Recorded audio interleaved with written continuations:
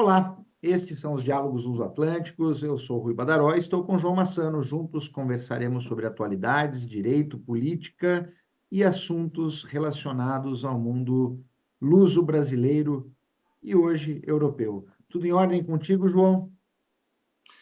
Tudo em ordem, Rui. E contigo aí em Sorocaba, também tudo bem? Tô aqui caminhando, tudo em ordem. Aqui aproximamos-nos do inverno, as temperaturas começaram a cair bastante, mas como vivemos uma época de mudanças climáticas, João, o clima está um tanto estranho. Hoje, na faixa dos seus 15, 16, 18 graus por aqui, no Já centro agora, de São Paulo. pegando nas alterações climáticas, e uma vez que em Portugal continuam a chegar imagens do Rio Grande do Sul, como é que a situação está no Rio Grande do Sul e quando é que se prevê o controle da questão das inundações? Ou não há previsão ainda? Ah, não, ainda não há uma previsão propriamente dita, João, porque, notadamente no Rio Grande do Sul, as chuvas perduram e se de um lado há uma melhora em Porto Alegre, em outros sítios, em outras cidades, acaba-se por ver chuvas fortes, as barragens chegando no limite e as enchentes continuam. E é bastante importante observar também que os sistemas de contenção de água, as bombas, em tal cidade tem 20 e tantas bombas, mas só metade funciona. Na outra, nem a metade funciona, e aí por diante. Então, nós estamos ainda dentro de um cenário caótico, e todos os dias, nos telejornais, nas redes sociais, é possível acompanhar as mazelas enfrentadas pelo povo gaúcho, né? Existem pessoas que já estão há praticamente 30 dias vivendo em abrigos, e isso é assustador. Aeroporto, a previsão, o aeroporto Salgado Filho, a previsão de retorno das operações somente a partir do final de setembro desse ano. E é um aeroporto internacional. Então, aí Exato. já se tem uma base, de como se encontra a situação no Rio Grande do Sul, por enquanto. E em relação ao Brasil, queres destacar mais algum tema para falarmos hoje?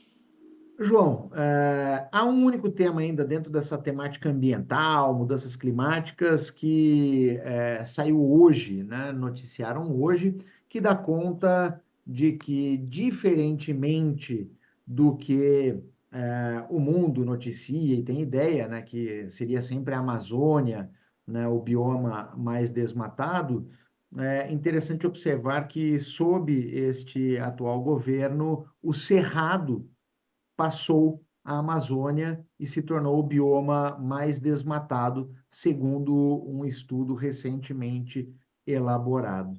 Ou seja, a área desmatada do Cerrado equivale aproximadamente a 61% de toda a perda vegetal do Brasil no ano passado. É um número bastante grande, João. É assustador, é assustador. E aconteceu mais alguma coisa no Brasil que queiras destacar ou nem Não, por isso? em Não? princípio, vamos ficar na esfera ambiental hoje, né? E deixar para os próximos diálogos tratar de outros assuntos. E daí eu devolvo a bola para ti, já perguntando como estão os preparativos aí para as eleições do Parlamento Europeu que se avizinham? Eu diria que em Portugal continua a tentar tirar as ilações das eleições europeias no sentido de serem já um primeiro teste ao governo. Eu preocupar-me antes com outra coisa, mais com a expressão que os polos e os extremos podem vir a atingir no Parlamento Europeu. Porque de facto é sintomática toda esta polarização, todo este extremismo a que vimos assistindo em Portugal e na Europa relativamente à política, às posições e tudo o que tem vindo a ser defendido em todo lado, porque o que nós assistimos é que cada vez mais deixa de haver um terreno moderado, uma zona moderada, porque as pessoas moderadas já não dizem nada, limitam-se a assistir à troca de insultos e de outras coisas entre os extremos. Tanto que, por exemplo, nós em Portugal tivemos aquela situação imputada à extrema-direita, que foi o ataque a imigrantes no Porto, e a semana passada também tivemos o ataque à fachada de um jornal que é o Observador, que foi feito por grupos que acusaram o Observador de ser fascista, de ser um jornal fascista, de direita.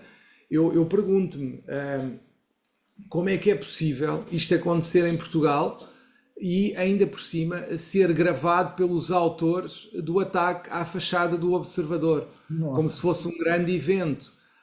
Eu acho que estamos todos a perder um bocadinho a noção e também pergunto outra coisa, que era se o ataque tivesse sido feito a um jornal de esquerda e se tivesse acontecido exatamente a mesma coisa com esse jornal e o ataque fosse ao contrário, se a forma como fosse, o seu tratamento ocorreria seria exatamente igual à que foi dada ao ataque que foi feito ao Observador, que infelizmente praticamente não teve umas repercussões, mas não teve tantas quanto eu achei que poderia ter tido, porque sempre que se responde a palavras com agressões, insultos e ataques e agressões físicas, eu diria que acaba por se perder a democracia e a essência da democracia. Eu diria que se não existir uma inversão forte do que estamos a assistir, o que vai acontecer é que a própria democracia está claramente em risco com este tipo de atitudes e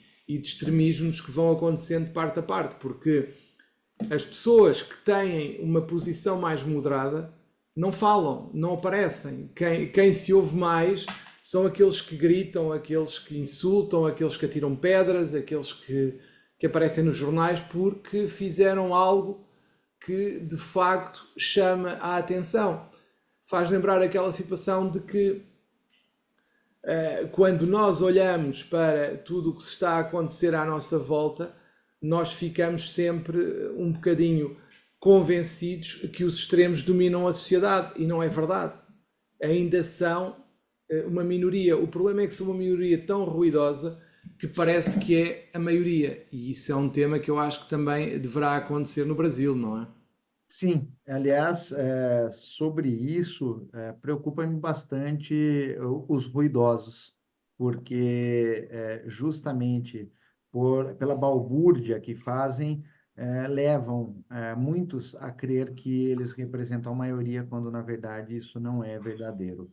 E, João, eu tenho acompanhado, de certa maneira, com certa distância, as eleições, do parlamento que se avizinham, e lido algumas notícias de que, se a tônica em 2019 era a questão das mudanças climáticas, nesta eleição, isso não tem sido, verdadeiro. Mudou, a tônica, a verve aí, do mote de campanha dos candidatos, notadamente por conta aí da guerra da Ucrânia, a questão da inflação, o endividamento, a própria crise agrícola que nós vimos aí ao longo do ano passado, de certa maneira, o medo e a insegurança existente que levam, né, direcionam, de certa maneira, para discursos extremistas, anti-imigração, e de pautas, né, que são extremamente conservadoras. É isso mesmo? O problema, eu diria que o tema mais quente das eleições europeias acaba por ser mesmo a imigração, porque a questão da imigração é aquela que mais aquece os ânimos em Portugal, porque já foi algo que foi muito falado pelo Chega, e o que nós assistimos é que, ao contrário do que nós esperávamos, que depois da substituição do CEF pela AIMA tivéssemos um período de acalmia em relação à imigração, não tivemos, porque houve já uma mudança na AIMA, ninguém sabe muito bem como é que as coisas vão continuar, a AIMA funciona cada vez pior, e pior ainda, não há um assumir claramente da questão da imigração como um tema fundamental e essencial relativamente à definição do que se pretende, porque a questão aqui não é ser contra ou a favor da imigração. Eu acho que as pessoas neste momento são contra a percepção que lhes é passada, que é há imigrantes a mais, há coisas que não se justificam, há situações que não são claras para ninguém. E ao fim e ao cabo, o pior de tudo ainda acaba por ser o facto de termos muita gente a viver na rua em Lisboa. E isso dá uma visibilidade à questão da imigração que não teria de outra forma. Porque imigrantes nós precisamos, e se de repente disséssemos vão todos embora, o país parava, porque grande parte dos trabalhos que existem em Portugal ligados à hotelaria e à restauração, por exemplo, são realizados por imigrantes. Ou seja, se eles fossem embora ou fossem obrigados a sair de Portugal, o que aconteceria, o que aconteceria era que a restauração e a hotelaria iria ter dificuldades e muitas situações pararia mesmo. E isso é um tema que é preocupante e que tem que haver diria eu, um olhar de frente, uma abordagem frontal da imigração e dizer o que é que nós precisamos, quais os requisitos para entrar e não deixar entrar toda a gente a coberto de uma, diria eu, vontade de ter portas abertas e de sermos pessoas simpáticas que recebem toda a gente em Portugal. Nós podemos receber toda a gente em Portugal, mas e depois? Vão viver para os bancos de jardim, vão viver para tendas no meio da rua? É isso que nós queremos de um país? E já para não falar nas consequências, e falando da União Europeia, das consequências que tem essa situação ao nível da União Europeia, porque não nos podemos esquecer que a entrada em Portugal é a entrada na União Europeia. E Pois. como é óbvio, a França, a Alemanha, por exemplo, não acham muita piada a que toda a gente consiga entrar na Europa através de Portugal, que é a ideia que se está a passar neste momento. E isto é um problema, e isto deveria ser enfrentado de frente, e eu passo a redundância, e eu entendo que, espero que o governo atual consiga pegar na situação e enfrentá-la, porque não podemos continuar a enfiar a cabeça na areia como as avestruzes, porque isso só permite a subida dos radicais e sem razão, e ninguém ganha com isso. Acho que deveria haver uma revisão profunda da lei da imigração, talvez voltar a um esquema de exigir que as pessoas, quando vêm, estejam já direcionadas para setores de atividade e não virem porque sim, e acabar com algumas situações que chocam todas as pessoas, que é deixar entrar as pessoas e depois elas estão a viver no meio da rua.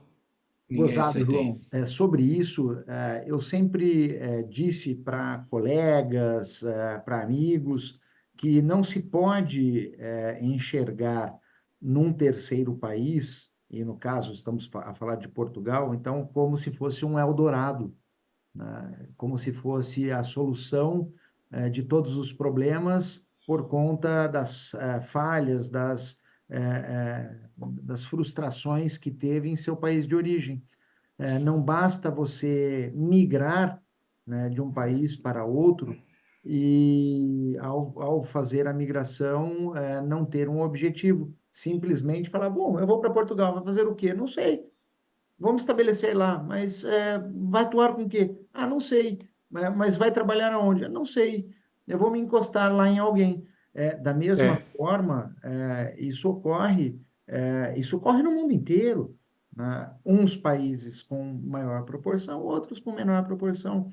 E isso deve ser combatido no sentido de ser estipulada uma política migratória que encontre o denominador comum para acolher aqueles que querem migrar no sentido de é, preencher uma lacuna existente no país, seja Brasil, seja Portugal, seja Alemanha ou qualquer outros países que tenham eventuais necessidades e precisam da mão de obra estrangeira para preencher um determinado espaço.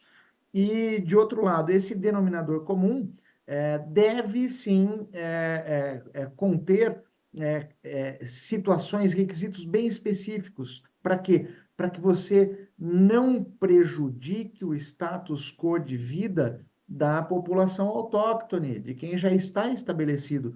Porque, caso contrário, você dá aso, dá margem a um aumento de situações como xenofobia, brigas ou discursos antimigratórios. É isso que deve ser evitado. é, é verdade, é verdade. E já agora, também pegando em algo que eu acho que deveríamos falar, tem a ver com uma proibição de aulas sobre igualdade de género no Reino Unido que chocou muitas pessoas e que continua a levantar uma polémica muito grande. A questão que eu acho que se deve levantar a propósito disto, e que já foi levantada em Portugal pelo Chega, que dizia que ia acabar com todo o dinheiro que era dado para as medidas relativas à igualdade de género e iria aplicar no outro lado qualquer. A grande questão que se coloca aqui para mim é esta: será que este tipo de leis sobre a igualdade de género, da forma como têm vindo a ser lecionadas, não são a imposição a uma sociedade que maioritariamente não está ainda preparada para isso? Parece-me, pelo que eu tenho ouvido, a imposição de cima de uma educação aos filhos das pessoas que não estão preparadas para isso, contra a vontade dos próprios pais. E isso faz sentido? Ou seja, é o Estado que agora vai ser pai de todas as crianças e dizer o que elas têm e não têm que aprender? É perigosíssimo este tipo de situações, porque isto conduz a uma clivagem no seio de uma família, uma instituição que de si já está, como nós sabemos. Ainda vamos criar atritos entre os filhos e os pais por força de aulas que, de facto, irão contra as crenças, as convicções, o que quer que seja, que é falado dentro das casas das pessoas. Será que o Estado se quer impor desta maneira às famílias, às pessoas, famílias mais ou menos tradicionais? Será que existe um consenso para aceitar tudo o que se pretende impor sem ainda ter sido aceito pela maioria da sociedade? É que isto é um risco muito grande para a civilização, porque nós já temos uma clivagem e uma guerra, se quisermos chamar assim, entre os sexos, em que temos as mulheres mais progressistas e os homens mais conservadores. Só de si esta mistura já é o que é. Depois vamos criar uma clivagem entre as crianças e os pais, as mães, os dois pais, as duas mães, o que quiserem, porque vão estar a aprender coisas que são contra aquilo que são os princípios da sua casa. E fará sentido que o Estado entre desta maneira na casa das pessoas? Eu tenho muitas dúvidas, porque isto é ainda mais desagregar uma sociedade que já está completamente desagregada em muitas situações. Não sei o que é que tu pensas disto, mas esta forma de impor comportamentos que ainda não são o respeito pelas diferenças entre as pessoas, inteiramente de acordo, cada um deve ser livre de seguir o caminho que quiser. O que eu pergunto é se faz sentido, na idade em que começam esse tipo de educação, se faz sentido que esse tipo de educação seja imposto às crianças e se as crianças já têm maturidade intelectual para apreender esses conteúdos. Não sei a pergunta que eu deixo, porque no Reino Unido, por exemplo, o que foi dito foi que haveria ainda uma imaturidade das crianças que não lhes permitiria apreender os conteúdos e assimilá-los e depois tomar uma decisão, e por isso se defenderia que este tipo de conteúdos deveria ser dado mais tarde na vida das pessoas, aliás, das crianças. Não sei o que é que tu pensas sobre isto, mas isso é um tema que me preocupa bastante. João, eu penso na mesma linha que você, de forma coincidente, para variar, mas esse é um tema bastante preocupante e alguns pontos devem ser considerados, no caso aí do governo britânico, que me chamam a atenção. Nós sabemos que nós temos aí teremos as eleições gerais que devem acontecer antes do final de janeiro do ano que vem. E essa medida proposta aí na semana passada, na quinta-feira da semana passada, portanto, dia 23 de maio, né, fazendo questão de colocar essa data, ela chamou-me bastante atenção quando eu vi, porque o governo escreveu escancaradamente num comunicado que as escolas não devem ensinar o conceito de identidade de gênero. Uhum. inclusive dizendo que seria uma teoria controversa. E depois, no mesmo dia, no final do dia, né, no final da quinta-feira, a ministra da Educação, a Gillian Keegan, ela, numa rede de televisão, não me recordo qual, ela falou exatamente nesse sentido, que existem muitas opiniões controversas sobre essa questão da identidade de gênero, ideologia de gênero, e daí, na esteira desses comentários, vem as propostas de proibir educação sexual para crianças, pela justificativa de que supostamente não teriam maturidade mínima necessária para que ensinassem assuntos relacionados à educação sexual, né, de modo que somente a partir do equivalente ao ensino médio aqui no Brasil é que Sim. seriam oferecidas aulas sobre orientação sexual, mudança de gênero e discussões similares. Isso preocupa-me muito, pois o Estado está a direcionar a educação das pessoas, promovendo uma clivagem, como você bem colocou, mas ultrapassando a célula máter da sociedade, que é a família, independentemente do conceito de família, tá? É, e sabes o que me preocupa mesmo é a questão de ter já ouvido situações de clivagem pai-filho, ou mãe-filho, ou pais-filho, por causa deste tipo de situações. E não sei até que ponto isso será bom para a sociedade num seu todo. Não sei, tenho muitas dúvidas. Estas clivagens que se vão criando dentro da família, que já de si, não, as relações internas já têm sido e estão cada vez mais tumultuosas. Ainda estamos a acrescentar, através da escola, um potencial de litígio que poderá ser complicado de gerir para os pais, acho eu. O aumento me parece que pode ser exponencial, de brigas e discussões que possam se exasperar.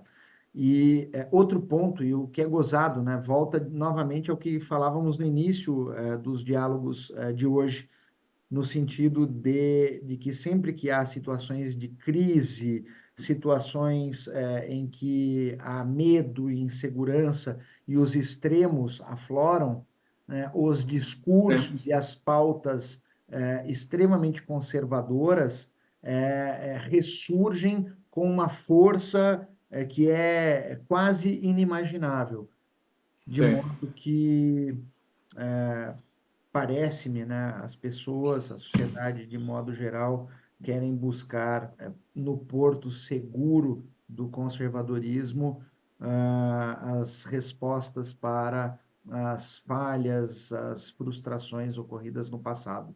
Mas eu não sei o que poderá ocorrer dentro desse cenário, porque se hoje é no Reino Unido, amanhã pode ser no Brasil, em Portugal, como foi no governo passado essa discussão aqui no Brasil. Sim.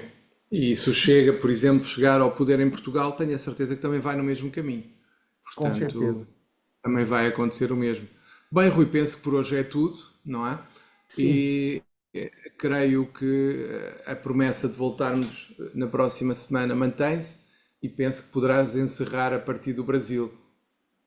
bom, obrigado, João. E esses foram os diálogos luso-atlânticos, um bate-papo descontraído sobre atualidades, direito, política e uma visão que nós, Rui Badaró e João Massano, meu querido amigo, temos sobre o mundo. Um abraço, João. Um abraço, Rui.